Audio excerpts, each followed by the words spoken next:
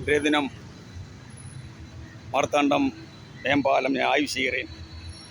மேம்பாலத்தில் என்ன நடக்கிறது என்று இன்றைக்கு நான் பார்வையிட்டு சாலையுடைய வேலை நம்ம போராட குரல் கொடுக்க வீடியோகளும் எல்லாம் மீடியாக்கள் போட எல்லோரும் ஒத்துழைப்பும் ஆதரவோடு கூடி கேட்க சாலையுடைய வேலைகள் அதி வேகமாக நடந்து கொண்டிருக்கிறது.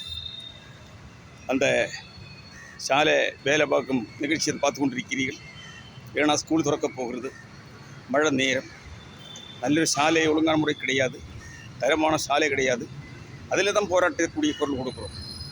யாருக்கு எதிராகவோ யாரை அவதூறு பேசுவதற்காக என் நண்பர்கள், மீடியாக்கள், பத்திரிகைகள், சேனல்கள் எல்லாம் பார்த்து நீங்கள் நினைக்க வேண்டும், சொல்ல வேண்டும். ஏன் மோகன்குமார் ஒருவன் இந்த தமிழக மக்களுக்காக, இந்த மார்த்தாண்டத்துக்காக, இந்த தொகுதிக்காக, இந்த மாவட்டத்துக்காக, என் தமிழகத்துக்காக, 8 கோடி மக்களுக்காக, அனைத்து விபாகத்தைப்பட்ட மக்களுக்காக ஏன் குரல் கொடுத்து போராடி கொண்டிருக்கிறேன் என்பதை குறித்து நீங்கள் புரிந்து கொள்ள வேண்டும். ஆகையால் நம்முடைய போராட்டம் வெல்லும். அந்த குரல்கள் அதிகாரிகள் அரசின் காதுகளில் சென்றத்தும் மத்திய மாநில அரசுகள் நன்றி செலுத்துகிறேன். சீக்கிரம் வேகமாக 2ஆம் தேதி ஸ்கூல் திறக்கிறது. தரமான சாலை, இந்த சாலை எப்படி போடுகிறது என்பது சம்பந்தப்பட்ட அதிகாரிகள் ஆய்வு செய்ய வேண்டும். சாலையின் நிலவரத்தை குறித்து ஆய்வு செய்ய வேண்டும். சாலைக்கு போதுமான சிக்னல்கள், அடிப்படை வசதிகள், மேம்பாலத்தின் அடிப்பக்குவம் மேல்பக்குவம் செய்யுமாறு கேட்டுக்கொள்ளப்படுகிறது. ஆகையால் சாலை வேலை திரும்பமாக நடந்து வைத்துக் கொண்டிருக்கிறது.